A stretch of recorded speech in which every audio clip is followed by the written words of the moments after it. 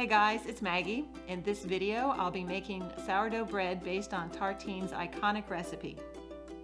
I've made a few minor changes to the original recipe here and there, and I'll let you know what they are as I'm working. This recipe makes two big, beautiful loaves that have a gorgeous crumb and terrific oven spring. So for any sourdough recipe, you'll need an active starter. I put a link in the description below to my video on how to create a starter if you don't have one already. The first thing you'll need to do is create your leaven. Into a clean jar, add 70 grams of an active starter. Then add 100 grams of filtered water. Using filtered water removes any chemicals that might kill any of the yeast and bacteria that your starter needs to grow.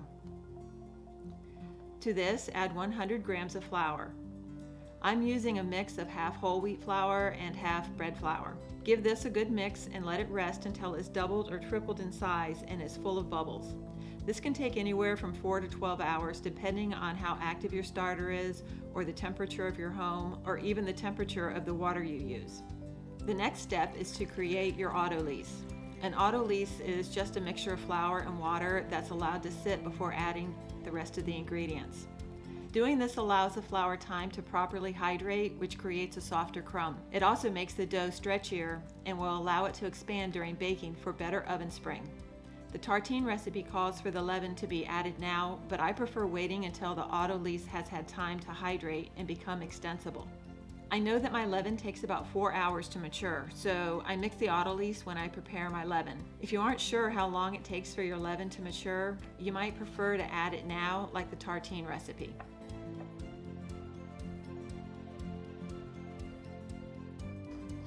Let the autolyse rest for at least an hour and up to 4 hours.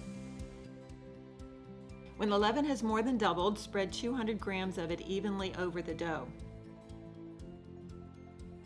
Using wet hands, mix the leaven into the dough.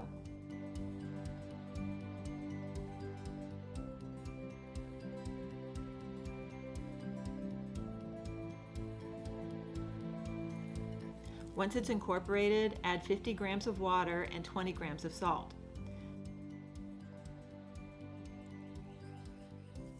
Now mix the salt in evenly using a squeezing and pinching motion.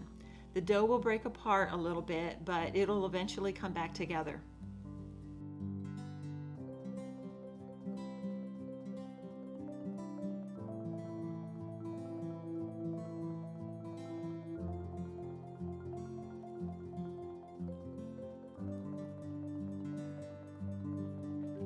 Cover the dough and let it rest for 30 minutes. We're going to be performing 3 sets of stretch and folds about 30 minutes apart. To perform a stretch and fold, grab the dough, pull it up and stretch it, then fold it onto itself. I find that the first set the dough is a lot looser.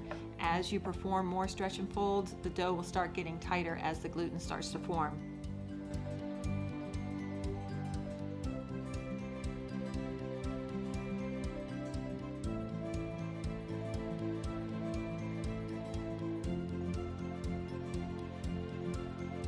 Perform 2 more sets of stretch and folds.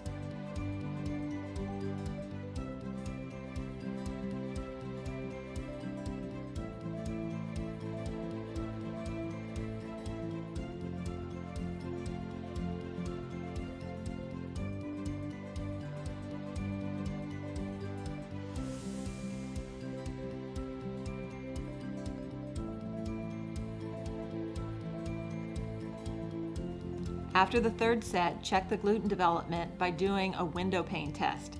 The dough should not tear when it's pulled thin. If it does, let it rest another 30 minutes. So this dough is looking pretty good, so I'm going to put it into a container and let it ferment until it increases in size by 25 to 30%.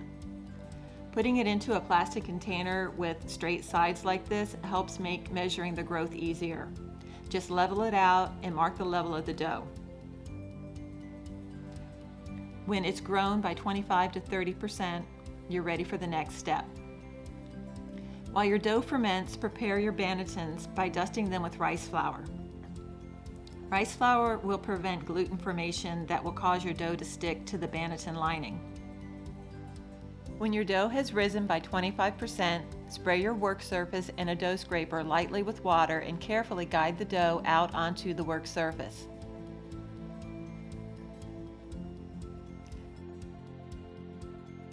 Divide the dough in half and do a bench fold like this.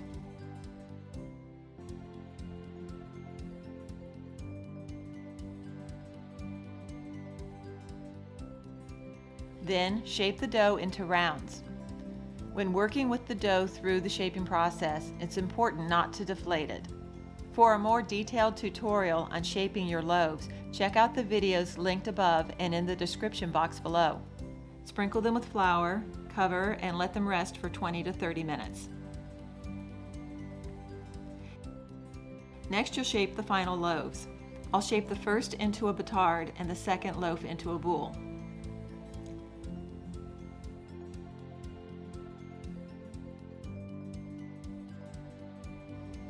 For the batard, flip the dough so the floured side is down. Gently stretch the dough by touching the floured underside.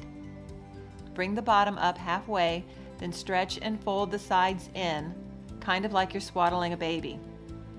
Stretch the top of the dough up, then over the folded dough. Grab the dough by the edges and stitch it together.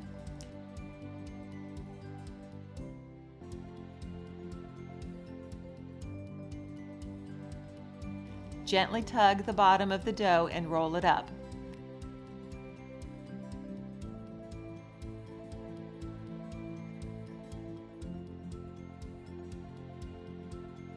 Place the dough seam side up into the banneton. To help create surface tension, stitch the dough together.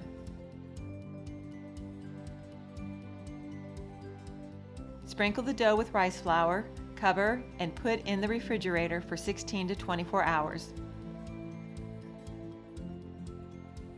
To shape a round loaf, known as a boule, bring the dough edges in towards the center.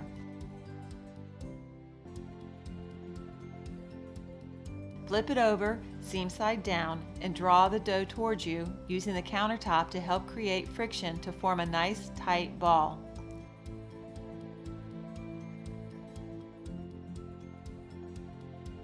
Sprinkle the dough with rice flour and place it into a banneton, seam side up. Gather the edges into the center. Sprinkle it with rice flour, then cover and refrigerate. When you're ready to bake, preheat the oven, a baking stone, and a Dutch oven at 500 degrees for an hour. I like putting an oven thermometer into the Dutch oven while it preheats. That way I can be sure that the inside of the Dutch oven is actually 500 degrees. Once the oven's ready, remove the dough from the refrigerator and score it. So I decided to do a decorative score on these loaves. If you're interested in seeing how I did them, I'll post the videos down in the description below. Carefully place the dough into the hot Dutch oven. Place the dough into the preheated oven, then turn the oven off and bake for 20 minutes.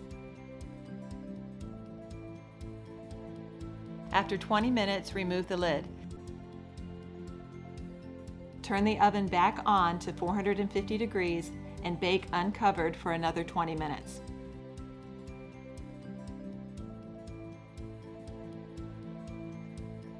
Remove the bread to a wire rack to cool. Put the covered Dutch oven back into the oven and preheat to 500 degrees for the second loaf.